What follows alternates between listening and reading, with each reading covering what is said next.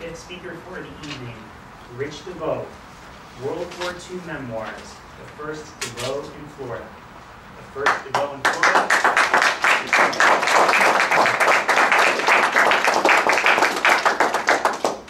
Thank you, Mr. Contest Master, fellow Americans, and especially our veterans.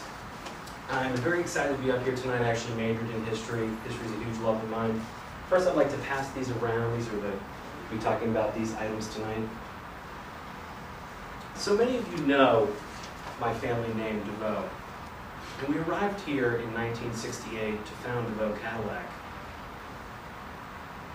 But actually, it was 25 years before that the first DeVoe arrived in Florida. His name was Fred DeVoe. He had just finished his PT boat commander training in Narragansett Bay, Rhode Island. It was 5 weeks. He had just come down to New Orleans to first board his boat, PT-239, with his crew, 10 enlisted men and 1 supporting officer. And they had just taken their first trip together, rounded the peninsula of Florida, and arrived into the port of Miami. And actually, the first sight that they saw was of a downed ship that had run aground against the seabed during the 1928 hurricane, the Okeechobee hurricane, that had killed thousands of people. So the only memories we have of Fred of this are some 1993 audio tapes, which were very interesting. Never shared any of this with any of his family. So I thought this was kind of a foreboding sign that he would remember to say this, because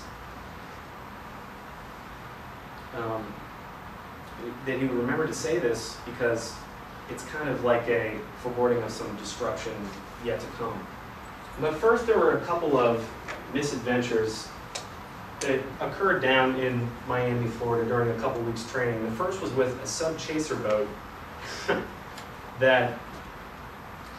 where Fred was involved with a superior officer, Dick Donnelly, and they were just engaged in some routine exercises off the coast of Miami Beach. And Dick Donnelly's boat had attached a rope to Fred's PT-239, and they were just testing out some wake speeds, weight of the boat, things you kind of have to know exactly during war. But after this was over, a sailor took the rope from Dick Donnelly's boat and threw it onto Fred's PT-239, and the rope kind of hit the front of the boat and got caught there, and then got caught under the boat as well in some of the screws and areas there. So Fred, being the commander, elected to hop out to help his crew unattach all the caught rope. So he did this. They attached a helmet around him and fed him an oxygen tube, and also a lead weight around his belly to kind of hold him firm amidst the wake and the boat kind of moving a little bit. And so we did this. It only took him a short 45 minutes. But then as he tried to get out and climb up, he could not, because he was too tired. And in the 1993 audio tapes, he kind of tried to laugh this off.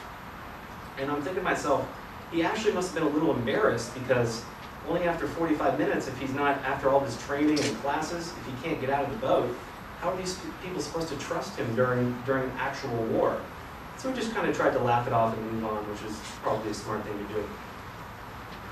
The next misadventure involved also his superior officer, a man by the name of Lieutenant Commander Brackett, another superior officer of him, who led PT boats 235 through 239, the squadron. And they were on a couple-day adventure out to Key West and back to Miami. And they were engaged in a left echelon formation. It's kind of like a diagonal. And they were about to run into a sandbar. And Lieutenant Commander Brackett kind of didn't notice this, or he actually didn't think it was that important.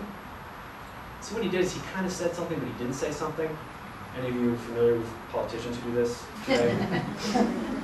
So he did that because his superior officer was listening in Miami, so he kind of didn't want to mess up or something. But Fred notices, and he thought it was much more important. So what he did was alert PT-236 that you're about to run aground, And PT-236 actually did get stuck in the sand for a period of time. The other boats kind of hit the sand but moved away unharmed. So Lieutenant Commander Brackett was actually and quite embarrassed about this incident, but he was also more embarrassed by the fact that Fred had usurped his command in kind of the rank and file style of the military, which, you know, doesn't really like that kind of thing, kind of like Chris said. And actually, ironically, as they moved away from Florida, Fred was involved in another adventure whereby he also usurped his commander when he thought a boat was going to get stuck in the sand, and that commander actually violently cursed him out.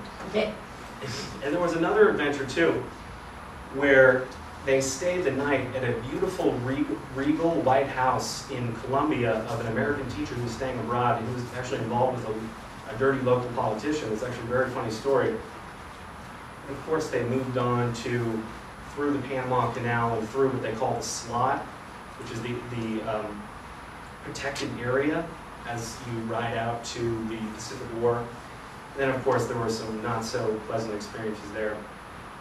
But I very sincerely wish that I could tell you more about that tonight. But I'll just end by saying that I salute my great-uncle, Fred DeVoe, and all the brave men and women of World War II. Mr. Contest.